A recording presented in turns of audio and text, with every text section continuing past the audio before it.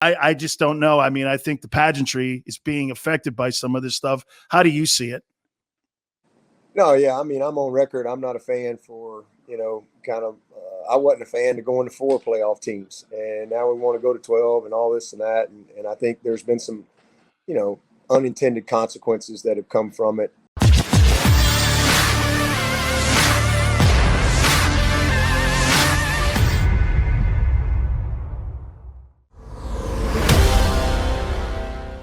That was one of the issues, man.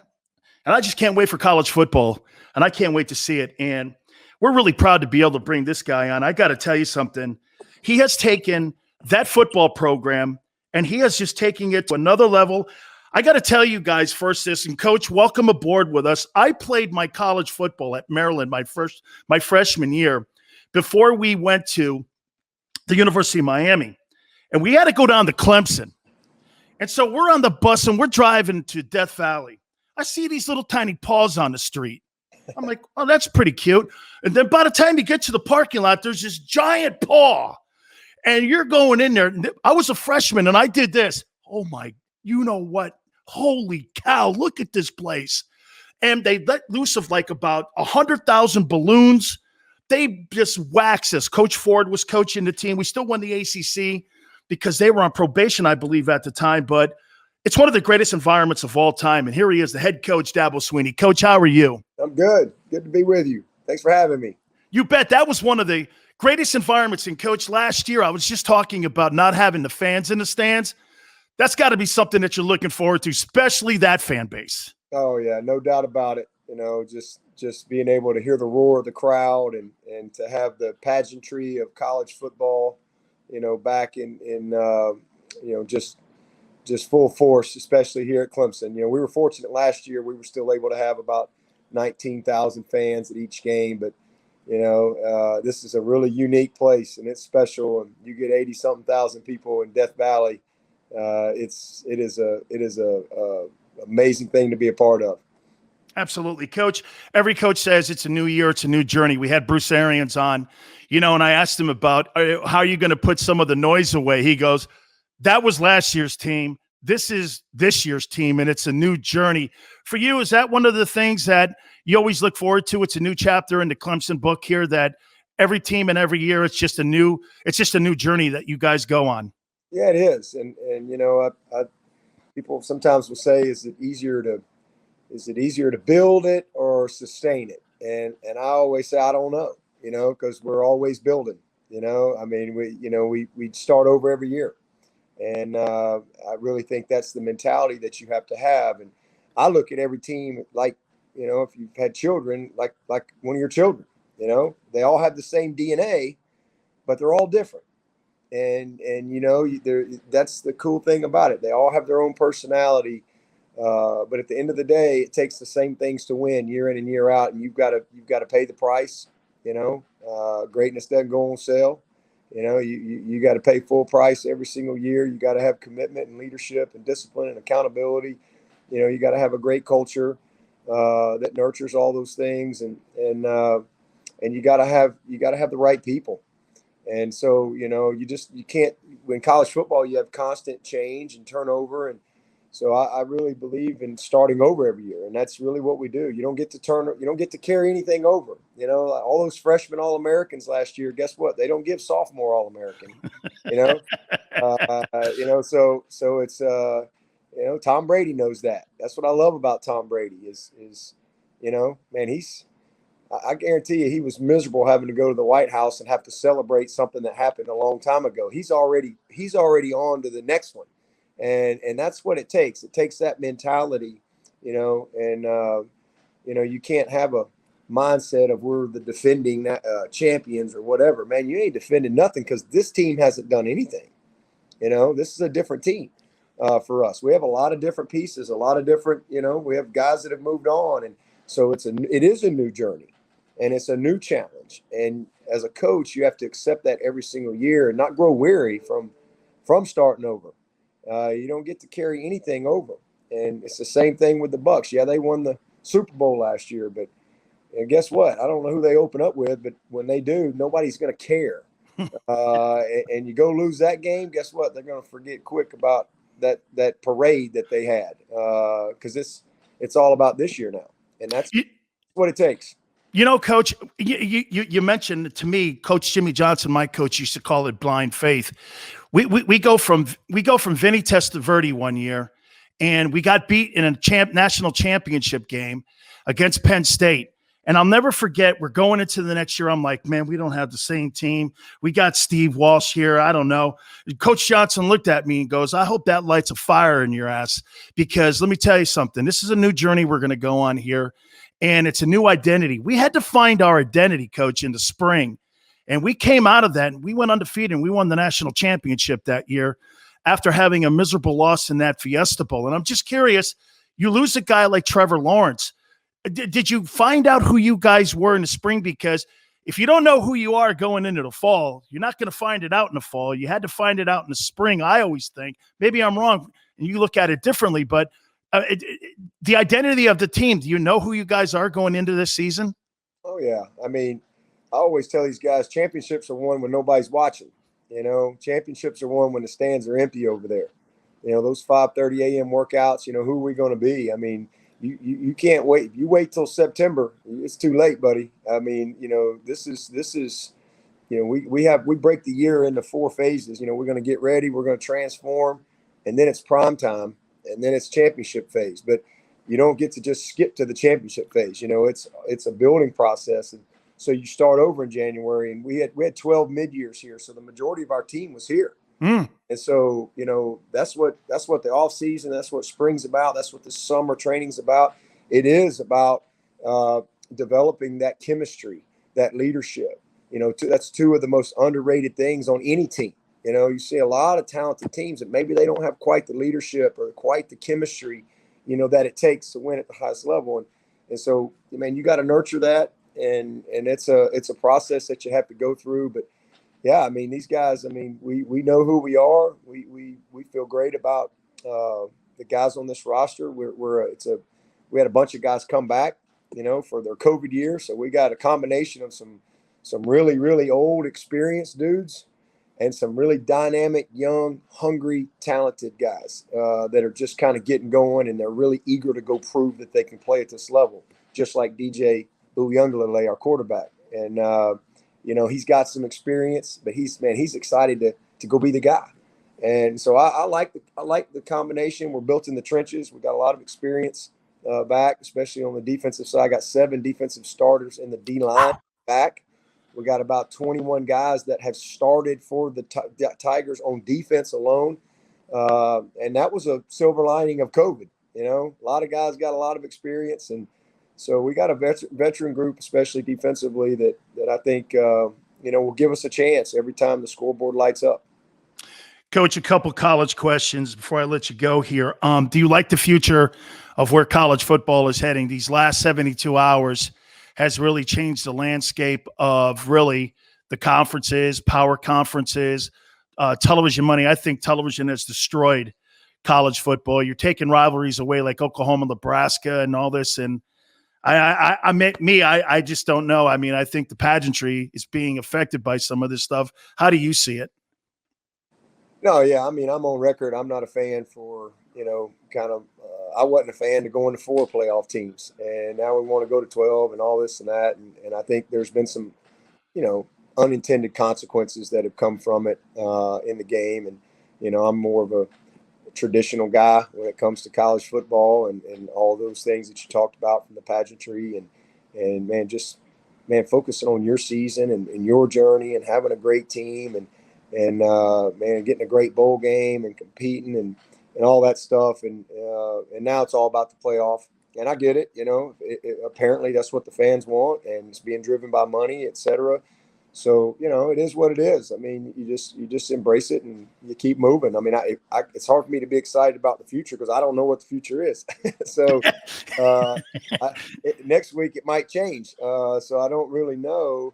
All I know is our future at Clemson is bright, and I'm excited about that because we got a bunch of great, committed young people. We got a great staff, got unbelievable administration, and just a great alignment here. And you know, it's just such a great university. So our future is bright here, and we just, whatever the rules are, whatever, I think ultimately long term, there'll probably be a break, and there'll probably be 50, 60 teams, 65 maybe, that can go compete for a, 12 or 16 team type playoff setting.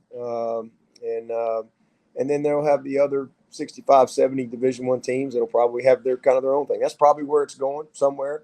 I don't know when that's going to happen. You're entering into the super conference era, and again, it's all being driven by money, et cetera. But just tell us the rules, and we're going to line up and be ready to go compete.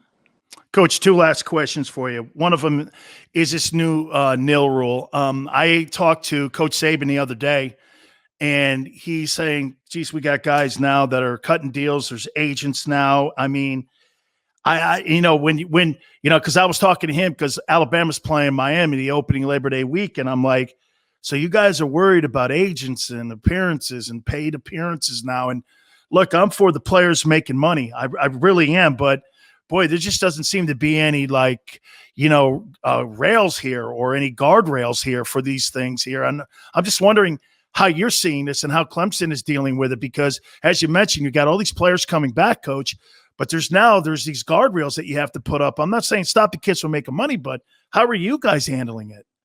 Yeah, kind of what you said. I mean, I think first of all, it goes back to, who you're dealing with and what's their long-term focus. And there are certainly some pitfalls that a lot of these young kids could get caught up in. I mean, you're talking about real money.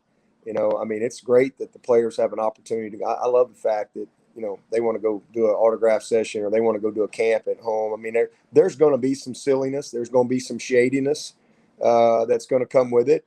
And that's unfortunate, but, eventually it'll all settle out and there'll be some type of uniformity, because right now there is no uniformity to it. So it's kind of state to state, school to school. It's kind of, crazy in that regard. But I think our responsibility our responsibility as educators is to, help them, to educate them, to equip them, and to help them navigate and make sure that we have all the resources available to them to do that. Because we can't facilitate or coordinate or whatever.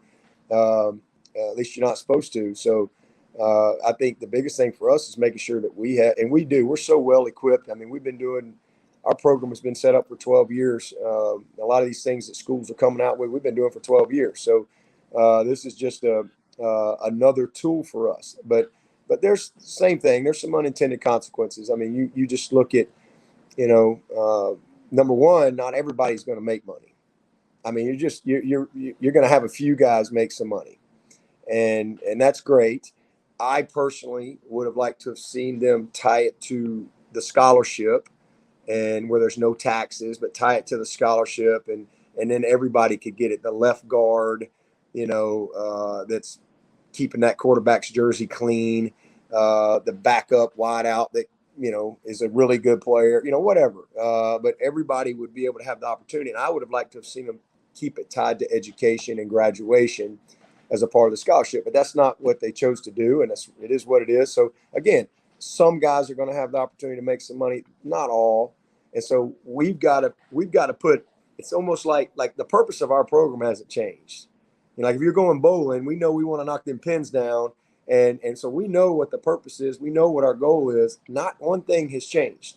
But what's very, very real are them gutters, and there's a lot of kids that are going to get distracted for what they want most, for what they want at a moment, and they're going to end up in the gutter. And what we got to do is we got to put those bumpers up so when they kind of get off track, we can keep them on track to achieve the goal of hitting the target. I mean, because at the end of the day, I mean, listen, you can look at the NFL and, first of all, only 1.7% of college football players, over 80,000 college football players, only 1.7% are going to play in the NFL. And so, to me, if we know that only 1.7% of these college players are going to be in the NFL, why would we not do everything we can to incentivize education and graduation for those 98% who aren't going to play in the NFL? And keep the main thing the main thing. That's just what I believe. And if you look at it, you look at the NFL, for example, this is a different sport. This isn't basketball. This isn't baseball. This is a very short shelf life. And let's say you are fortunate to go to the NFL. All right. Well, almost 80% of NFL players within 2 years of being done are bankrupt and divorced. Okay, that's real. That's not a make believe. That's a real stat. And you're talking about kids or men in their mid 20s to 30. All right. And so now we're bringing all of that to these 17, 18, 19, 20-year-olds. And we think that we're going to get a better result than what these professionals are getting. So that's why it's so important that we have to be really, really good at having the type of resources and really helping equip them and keep them focused. Yeah, hey, let's maximize that. That's great, but let's don't give up what we want most for what we want at a moment, and let our focus become short-term money instead of the long-term value of an education, career development, networking, relationships, development as a player. Because you take yourself back to 18. Also, let's just say you got $100,000. I mean, at 18, I'd have thought I was a millionaire. And we all know that ain't much money. That's gone in that's boom, gone. Hey, Coach, I got my signing bonus, and before you know it, I looked over at my signing bonus. I got $200,000, and I went like this. Oh, there's taxes on this? What's that? Man, let me introduce you to Uncle FICA or whatever. Let me let you meet him, and it's a real deal. And so, but an 18-year-old, who's not fully equipped to really think like a 30-year-old or a 25-year-old, they're more in the moment. And young people are emotional. Young people are irrational.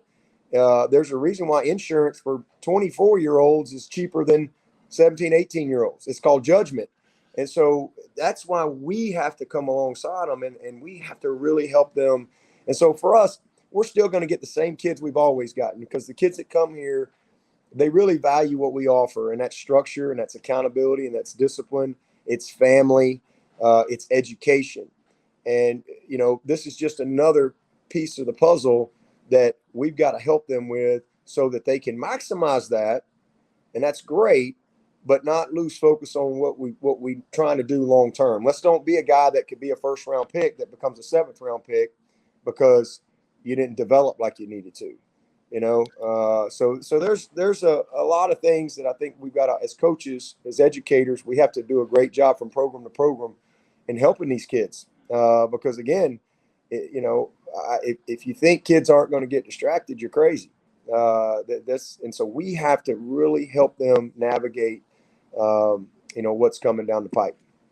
Finally, Coach, for you, I called you the greatest interim substitute teacher coach of all time. You were interim, and now you are one of the top coaches, and you'll go down in history as one of the greatest college football coaches.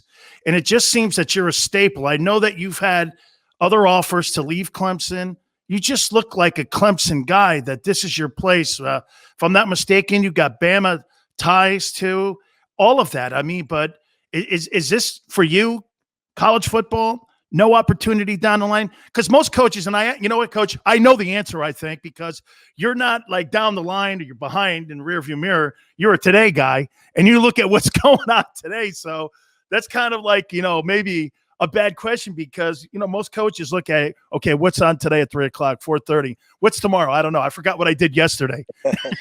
Well, I mean, it's really, I've just always tried to bloom where I'm planted. That's just kind of been my mindset forever. I was a walk-on player at Alabama who earned a scholarship. And, then I come to work one day at Clemson and they say, hey, you're now the head coach. So I was kind of a walk-on head coach who earned the job. And, that's just kind of my mentality. It's always been my mentality. And again, I've never been a grass is greener type of guy. I think the grass is green where you water it. And you just bloom where you're planted, man. Whatever it is you're doing, just be great at it. Do the best you can. And as you said, man, it's all about today. I mean, that's a mindset that you have to have. I mean, I tell our players that, hey, someday you're going to be 30. Someday you're going to graduate. Someday you're going to be the starter. Someday you're going to be in the NFL. Someday, great. But in order for someday to be a reality, you just got to learn to be great today. And that has to be a mindset. And because, man, that's all we got. And if there's one thing we learned in 2020 is, man, we don't know what's coming tomorrow. Right. And that's why, yesterday's gone, and, it is history, and tomorrow's a mystery, and today's the present. That's why they call it, right, the present. That's our gift, is what we have today. And I've just tried to not get so overwhelmed about things that are way down the road, and how you climb a mountain one step at a time, how you eat an elephant one bite at a time, so I don't know. I mean, I've been here. This will be my 19th season. It's my third. Wow. 13th as the head coach. I've raised my family here. It's just been a blessing. It's been an unbelievable journey that I can't even put it into words what it's meant to be, and how much fun it's been to build something special with so many people and have such connectivity. I've got 22 former players on my staff that are part of the bricks and mortar, and it's really special to come to work, at a place where there's great alignment. It's an unbelievable place to live. And that's what's kept me here. And I always tell people, never say never. I have no idea what's coming down the line. I may get a crappy president or a jerk AD, or they may just say, hey, we don't like you no more. I don't know. So I always say never. And I just try to just be great right where my feet are. And that's how I go about it day in and day out. Did you play for Ray Perkins? No, I played for 1 year for Bill Curry. Okay. I played the rest of my career for Gene Stallings, and then Gene Stallings hired me as a grad assistant, and then he hired me full time. And so I spent 13 years at Alabama, and now I'm starting my 19th year at Clemson. So I've just been at two places. I'm really, really fortunate, really lucky, and been able to raise my kids at one place. My oldest two were born in Tuscaloosa, but have grown up in Clemson. And but I knew Ray Perkins very well, knew his family, and rest in peace. And he and I wore the same number. Oh, wow. We were both 88 at Alabama. Yeah, I played for Coach Perkins with the Tampa Bay Buccaneers, and so that means you played with Kurt Jarvis, one of my good buddies. Oh my God, that's one of my buddies. I don't tell many people that I know Kurt Jarvis, but he turned out to be a pilot. Yeah, he flies for Delta. I always check that. There he is. I always check the cockpit when I get on a Delta and make sure it's not Kurt flying us. So that's right. Yeah, he was a teammate of mine, and Sylvester Kroom was also on that coaching staff. And we had Bobo on that staff. We had all them dudes, man. How about Jeff Davis? Was he on the team? Oh yeah, hey, Coach, I'm sitting in the back. And here's Coach Perkins. He goes, Cilio, you ain't on scholarship anymore, son. You don't want to know what a big game is? You think that Florida State Miami game's big? And I go, yeah, Coach, it is pretty big. Back then it was, at least. And he goes like this: Auburn, Alabama, son. People put houses and wives up for that thing. He ain't lying. Hey, Coach, thank you so much for doing this. I really appreciate it. Good luck to you this year, except for the Miami game. I really appreciate it. Yes, sir. I like your optimism because they're not on the schedule, so we have to leave the championship. Thank you, Coach. I appreciate it. All right, all the best. See you. You got it. That is our friend there. Now, Dabo.